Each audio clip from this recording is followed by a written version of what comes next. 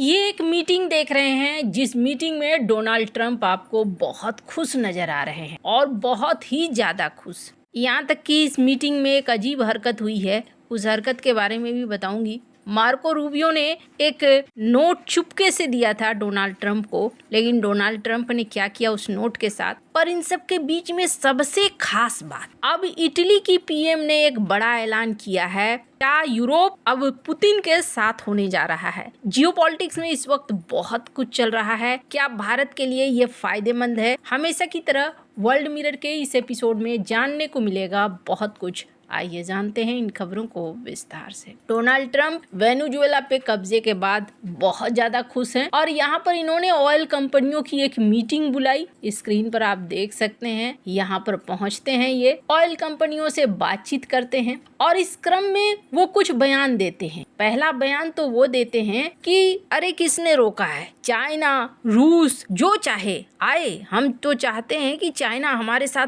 बहुत ज्यादा व्यापार करे तेल का। हमारे पास अब बहुत सारा तेल है और चाइना एक बहुत बड़ा खरीदार है। रूस तो बहुत ज्यादा तेल नहीं खरीदता है, लेकिन चाइना बहुत सारा तेल खरीदता है वेनेजुएला का, तो हम अब बेचेंगे। अब वो तेल हमारे पास है तो हम उस तेल को बेचेंगे। मैं शी जिनपिंग से कहूंगा कि आप हमसे तेल खरीदिए, हम आपको तेल बेचेंगे। बहुत ज्यादा खुश भी नजर आए, ओवर कॉन्फिडेंट भी नजर आए और इसका एक उदाहरण देखिए, स्क्रीन पर आप देख सकते हैं। Really very well. Marco just gave me a note.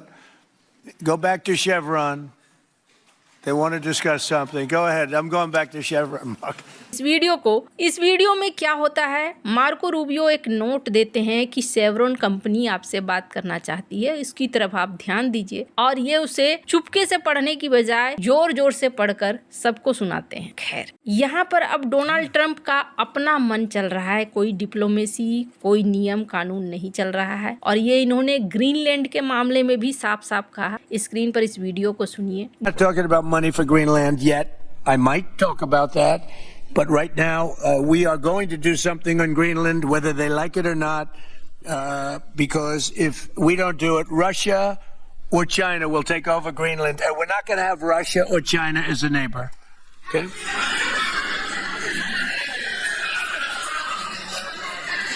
I would like to make a deal, the easy way, but if we don't do it the easy way, we're going to do it the hard way. And by the way, I'm a fan of Denmark too. I have to tell you, and they've been very nice to me. I'm a big fan, but the fact that they had a boat land there 500 years ago doesn't mean that they own the land. Sure, we had lots of boats go there also. Greenland के मामले में कहा कि वो पसंद करें या ना पसंद करें, हम वहाँ एक्शन लेने जा रहे हैं। नहीं सॉफ्ट तरीके से होता है तो हम हार्ड तरीके से ऑप्शन लेंगे। यानी ग्रीनलैंड को खरीदने की बात या बैठकर बातचीत करने की बात, वो सारी संभावना ये खारिज कर रहे हैं। साथ ही साथ वो क्या कहते हैं कि अगर हमने वहाँ कब्जा नहीं किया, हमने उसे नहीं लिया, तो वहाँ रूस आ जाएगा या चाइना आ जाएगा, और हम नहीं चाहते हैं कि हमारा पड़ोसी रूस हो या चाइना हो। अभी डोनाल्ड ट्रंप पूरा पावर दिखला रहे हैं और इस पावर के धीरे धीरे साइड इफेक्ट होने शुरू हो चुके हैं। उस साइड इफेक्ट में क्या हो रहा है? साइड इफेक्ट में ये हो रहा है कि यूरोप अब कुछ और सोचने लगा है। मैंने अपनी वीडियो में कल आपको बताया था कि फ्रांस ने यूरोप को सलाह दिया कि हमें ब्रिक्स देशों की तरफ जाना चाहिए, ब्रिक्स से मिलना चाहिए। और ब्रिक्स से मिलने का मतलब ये हो गया चाइना, रूस के साथ हमें एक तरीके से सहयोग करना चाहिए और उन्हें भी हमें सहयोग करना चाहिए। ये बातें अभी छिपित छिपित तरीके से हो रही थी, लेकिन यहाँ पर देखने को मिल रहा है इटली की पीएम, इन्होंने अब खुल्लम खुल्ला इस चीज का सपोर्ट किया है। स्क्रीन पर इस वीडियो को थोड़ा सा सुनिए। वैसे allora mi si deve formalizzare l'alternativa, mi si deve dire quindi che cosa si intende fare, cioè dobbiamo prendere distanze nel senso che dobbiamo uscire dalla NATO, dobbiamo chiudere le basi americane, dobbiamo rompere i rapporti commerciali, dobbiamo assaltare i McDonald's, non lo so. Che dobbiamo fare?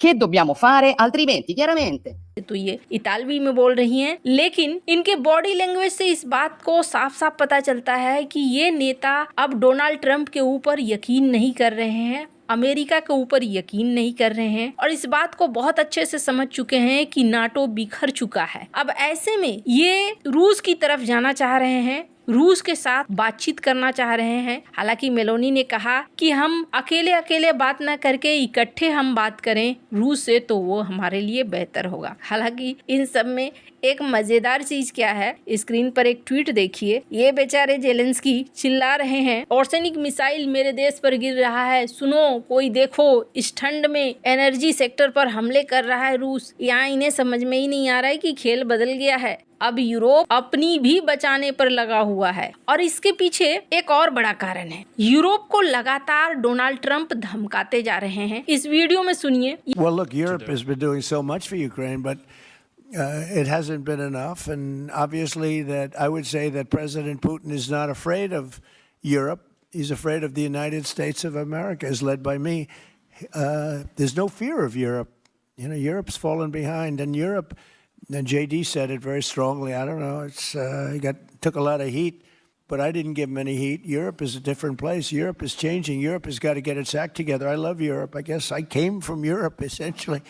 I have my roots are in Europe, but Europe is a different place. They have to get their act together. Now they have a great NATO leader. ये कहते हैं कि Europe अगर ये सोच रहा है कि पुतिन तुमसे डरते हैं तो पुतिन तुमसे नहीं डरते हैं, तुम्हारी खासियत खत्म हो चुकी है। पुतिन अगर किसी से डरते हैं तो पुतिन डरते हैं मुझसे और उस अमेरिका से जिसमें मैं नेतृत्व करता हूँ। इसका मतलब ये है कि ये चाहते हैं कि यूरोप चाहे ये कितनी भी मनमानी करें, इनके साथ आकर ही खड़ा रहे और इनके कहे अनुसार चले। लेकिन यूरोप अब रूस की तरफ जाता हुआ दिख रहा है। दरअसल ब्रिक्स प्लस G7 का जो आइडिया लेकर आए हैं फ्रांसीसी राष्ट्रपति, अब उसी दिशा में बढ़ता हुआ भी दिख रहा है। वैसे इन सब में एक चीज है जो भारत के लिए एक बड़ा एग्जाम्पल है। पहली बात तो ये, जो लोग ये सोच रहे हैं कि भारत के साथ या पीएम मोदी के साथ ही डोनाल्ड ट्रंप ऐसा कर रहे हैं, ऐसा नहीं है। ये तो अपने पुराने सहयोगी एक थाली के चट्टे बट्टे उनके साथ ऐसा कर रहे हैं। तो इस वक्त भारत या कोई भी देश मायने नहीं रखता है। डोनाल्ड ट्रंप ने खुद भी कहा था कि अगर कोई मुझे रोक सकता है मैं खुद हूँ, मेरी आत्मा अगर जागेगी, मेरा मन करेगा तभी मैं रुकूंगा। अब देखना होगा ये जो ग्रीनलैंड का मुद्दा है, इस ग्रीनलैंड के मुद्दे ने यूरोप को समझा दिया है। वैसे एक मजेदार चीज ये भी थी, जब वेनेजुएला पर कब्जा किया था तब फ्रांस के राष्ट्रपति ने समर्थन कर दिया था डोनाल्ड ट्रंप का, और आज ये सीन हो गया है कि जब ग्रीनलैंड पर बात आई तो ये लोग रूस की तरफ भागते हुए दिख रहे हैं। बड़ी तेजी से दुनिया बदल रही है। हालांकि अगर ऐसा होता है, यूरोप रूस की तरफ आ जाता है, चाइना की तरफ आ जाता है, तो शायद कहानी कुछ अलग लेवल में पहुंच जाए। आने वाले दिनों में बहुत सारी चीजें बहुत जल्दी बदलती हुई दिखेंगी। आपको क्या लगता है, इन सब मामले में आपकी क्या राय है, कमेंट कर जरूर बताएं। जल्द मिलते हैं अगले वीडियो में नई खबर के साथ।